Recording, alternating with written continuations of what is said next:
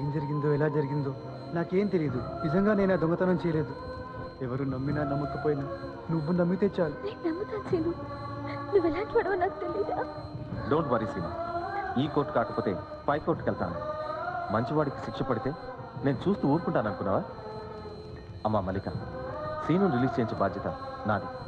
Yes, you will be released. వద్దు, ఏడవద్దు. నా కోసం నువ్వు జైలుకి రావడం నాకు ఇష్టం లేదు. అంకుల్, మల్లికని తీసుకెళ్ళండి.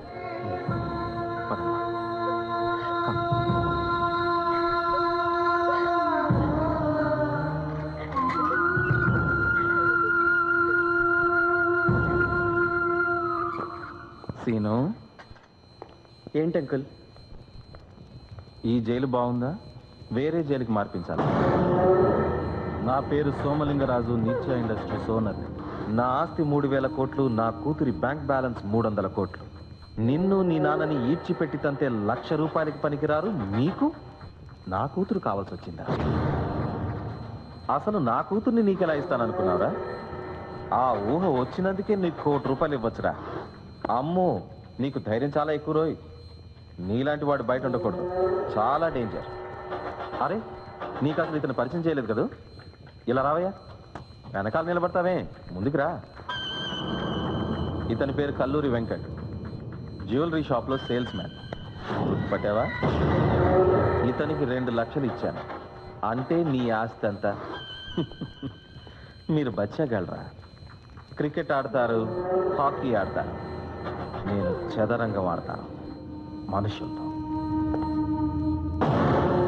నువ్వు రావు, బయటికి రావు, రానివ్వను.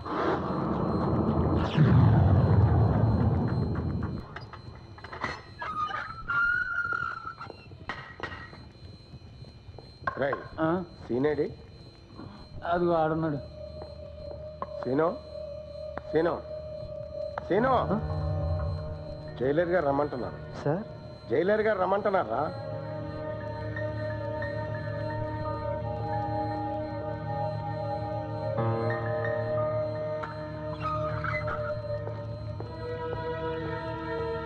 సార్, సీను. ఓ సీను, నీ మంచి ప్రవర్తనకు మెచ్చి గవర్నమెంట్ నీకు రెమిషన్ ఇచ్చింది. అంటే నీ శిక్ష తగ్గించింది. ఆ లెక్క ప్రకారం ఈ నిమిషమే నీ శిక్ష పూర్తవుతుంది. You are a very lucky boy. You are releasing today. Thank you sir. ఇక సైన్ చేయి. ప్రభాకర్ సార్, అతను బట్టలు పంపిస్తాను. అలాగే sir. All the best. Thank you sir. Carry.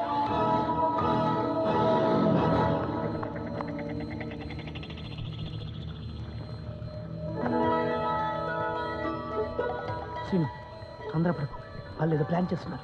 Plan లేదు, గీన్ లేదు. రాత్రిపూట రిలీజ్ చేస్తున్నా అంటే నేను ఎన్కౌంటర్ చేయడానికి. ఎట్టి పరిస్థితుల్లోనూ పరిగెత్తకూడదు, ఎప్పుడూ జనాల మధ్యలోనే ఉండాలి. అవును సీను, సీను,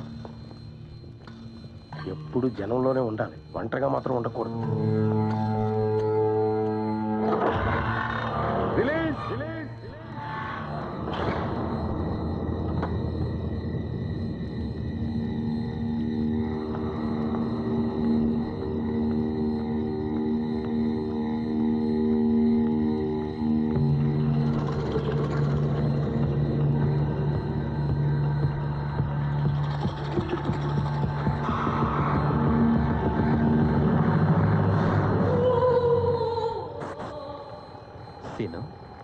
శ్రీనివాస్, ఈ బుల్లెట్ అన్ని నీకోసం.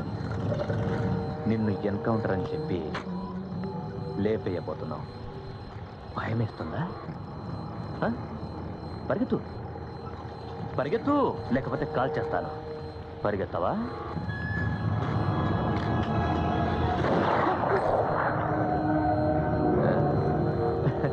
ఏంటి, వాళ్ళొచ్చి కాపాడతారనుకున్నావా?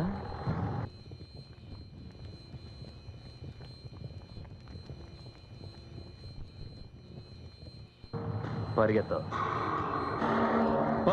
పరిగెత్తు.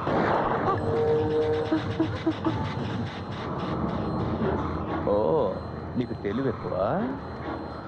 ఎందుకురా బుల్లెట్, టైం వేస్ట్. ఏమంటావరా? కాల్చిపారేంటి సార్?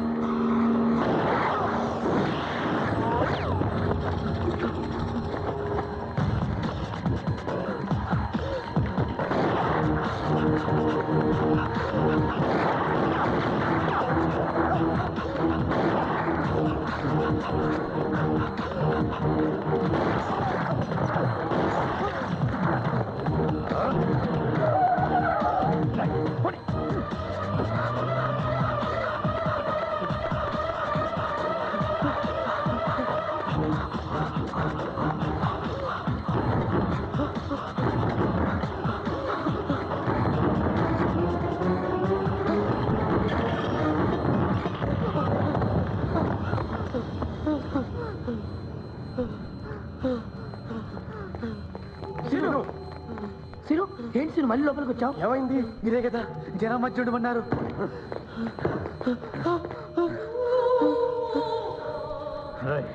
నీకు తెలివి ఎక్కువ అనుకున్నానరా, కాదురా, నీకు అతి తెలివి.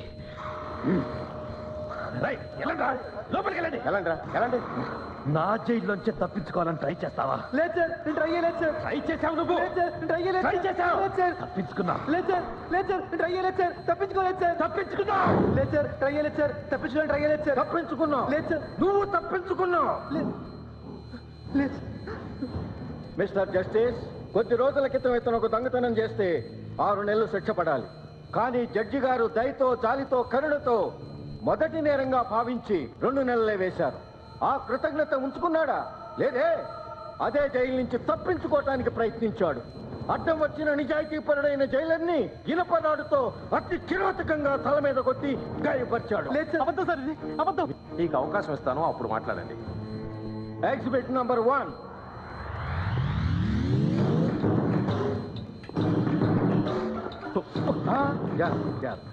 తీసుకెళ్ళి కూర్చోబెట్టి వెళ్ళు. మిస్టర్ జస్టిస్, నిమ్స్ తల పగిలింది అని ఇచ్చిన మెడికల్ రిపోర్ట్. Exhibit number 2. పాపం ఇతను 20 సంవత్సరాలుగా డ్యూటీ చేస్తున్న సెంట్రీ. రేపే కూతురు పెళ్లి. కాబోయే అల్లుడికి కాళ్ళు గడి కన్యాదానం చెయ్యాలి. ఆ సంతోషంలో డ్యూటీ ముగించుకొని ఇంటికి బయలుదేరుతుండగా పారిపోయే ప్రయత్నంలో ఉన్న ఈ ముద్దాయి అదే రాడ్డుతో అతి రాక్షసంగా ఇతని చెయ్యి విరగ్గొట్టాడు. విరిగిన ఈ చేత్తో కాళ్ళు ఎలా కడుగుతాడు? కన్యాదానం ఎలా చేస్తాడు? అసలు ఆ పిల్లకి పెళ్లి అవుతుందా యువరానా? లేదు సార్, అబద్ధం సార్, ఇది అబద్ధం. మిస్టర్ జస్టిస్, ఇతని చెయ్యి విరిగినట్టుగా నిమ్స్ వారు ఇచ్చిన medical certificate. Exhibit number 3. Mister justice, ఉండండి సార్, నేను చెప్తాను. ఇతని కాలు నేనే విరగొట్టాను. అంటే నేరం చేసినట్టు నువ్వే ఒప్పుకుంటున్నావా? ఒప్పుకోకపోయినా ఒప్పిస్తారు కదా సార్. కానివ్వండి సార్, కానివ్వండి. ముద్దాయి జైలు నుంచి తప్పించుకోవడానికి ప్రయత్నించడమే కాకుండా జైలు అధికారులను గాయపరిచినందుకు ముద్దాయి బోనాల శ్రీనివాస్ కు 2 సంవత్సరాల కఠిన కారాగార శిక్ష విధించడం అయింది.